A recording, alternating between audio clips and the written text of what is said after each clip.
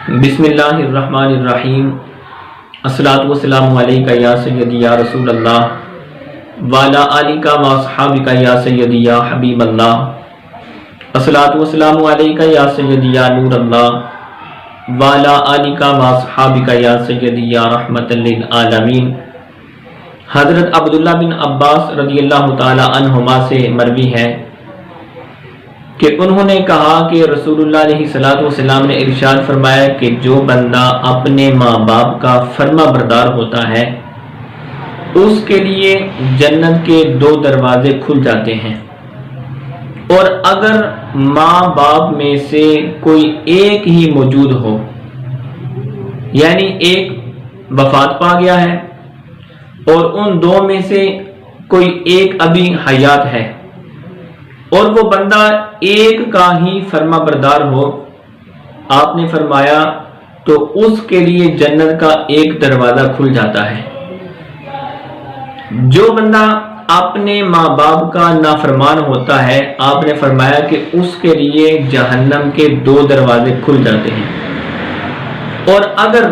اس کے ماں باپ میں سے صرف ایک ہے، یعنی ایک وفات پا گیا اور ایک ابھی حیات ہے، اور وہ بندہ اپنے والد ابھی زندہ یا والدہ ہے، اس ایک کا ہی نافرمان ہے، تو آپ نے فرمایا کہ اس بندے کے لیے جہنم کا ایک ہی دروازہ کھلتا ہے۔ یہ سن کر ایک شخص نے عرض کی کہ یا رسول اللہ صلی اللہ علیہ وسلم،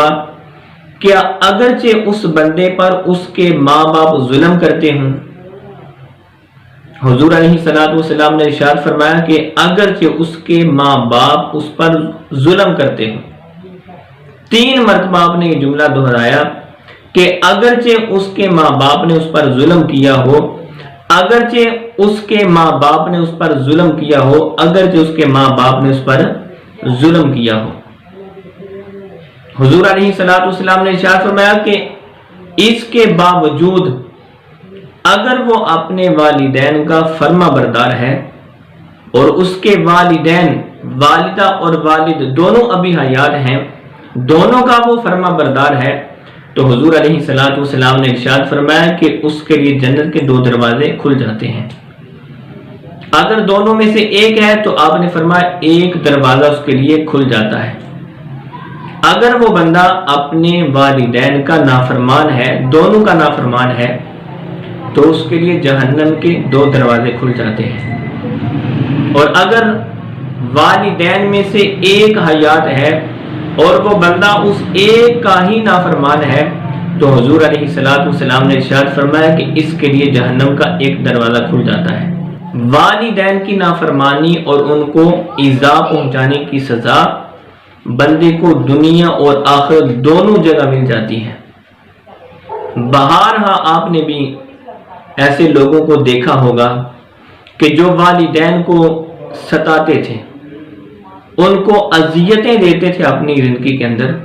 تکلیفیں دیتے تھے ان کو، لیکن جب ان پہ وقت آیا تو ان کی اولاد بھی ان کو اذیتیں پہنچاتی رہی، اور طرح طرح کی وہ مصائب کے اندر زندگی بھر گرفتار ہو گئے۔ یعنی جو سلوک انہوں نے اپنے والدین کے ساتھ کیا تھا، ان کی اولاد وہی سلوک اس وقت اپنے والدین کے ساتھ کر رہی ہوتی ہے۔ تو اگر انسان اپنے والدین کا فرما بردار ہے تو اس کی اولاد بھی اس کی فرما بردار ہوگی، اور اگر بندہ اپنے والدین کا نافرمان ہے، ان کو اذیتیں پہنچاتا ہے، تکلیفیں دیتا ہے، تو جب اس کی اولاد ہوگی وہ بھی اس کے ساتھ ایسا ہی سلوک کرے گی۔